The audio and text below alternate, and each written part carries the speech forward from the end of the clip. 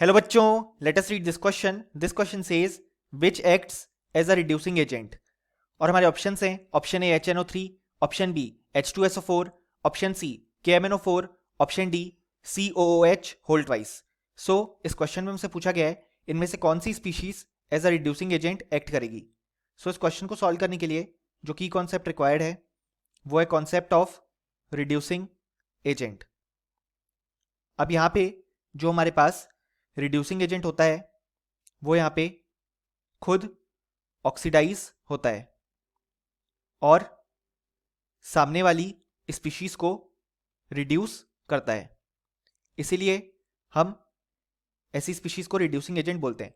So basically हमें check करना है यहाँ पे कौन सी स्पीशीज ऑक्सीडाइज हो सकती है, क्योंकि जो स्पीशीज ऑक्सीडाइज हो पाएगी वो as a reducing agent act कर पाएगी.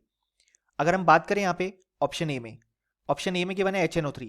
यहाँ पे अगर हम नाइट्रोजन का ऑक्सीडेशन स्टेट X अज्यूम करें तो हम लिखेंगे +1 + X -2 × 3 = 0, क्योंकि हाइड्रोजन का ऑक्सीडेशन स्टेट है +1 और ऑक्सीजन का है -2.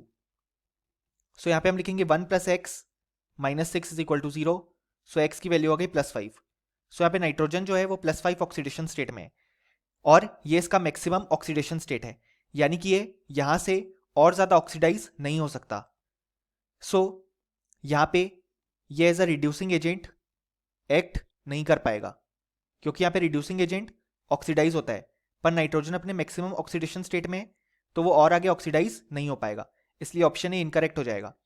अगर हम बात करें यहाँ पे ऑप्शन बी की, तो ऑप्शन बी में हमारे पास H2SO4 प्रेजेंट है.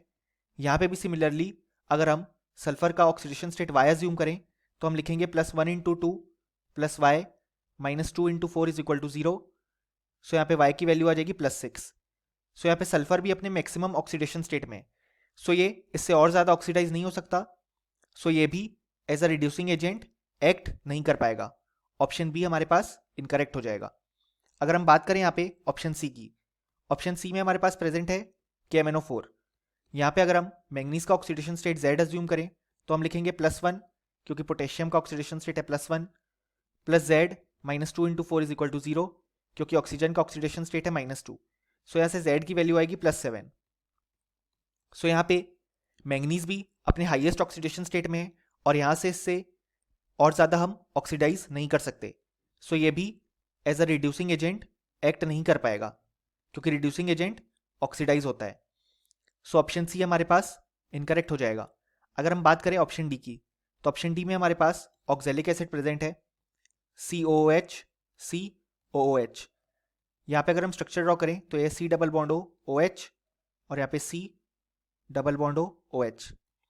सो यहाँ पे अगर हम ऑक्सीडेशन स्टेट देखें कार्बन का तो वो आएगा +3, क्योंकि यहाँ पे सिंगल बॉन्ड से जुड़ा है वो ऑक्सीजन से और ऑक्सीजन ज़्यादा इलेक्ट्रोनेगेटिव है, तो ऑक्सीजन -1 ऑक्सीडेशन स्टेट लेगा और कार्बन के पास आएगा यहाँ पे +1 इस बॉन्ड से, और यहाँ पे दो बॉन्ड से जुड़ा है वो ऑक्सीजन से, सो कार्बन पे आएगा +2 और ऑक्सीजन पे आएगा -2.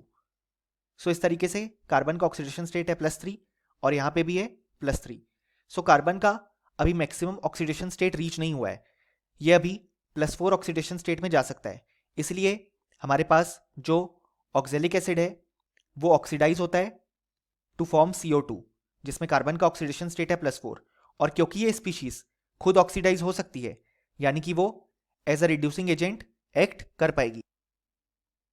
और हमसे क्वेश्चन ने यही पूछा है कि कौन सी species as a reducing agent act कर पाएगी. सो इस क्वेश्चन का जो हमारे पास करेक्ट आंसर आ जाएगा वो आ जाएगा option D. Hope you understood it well. Best of luck.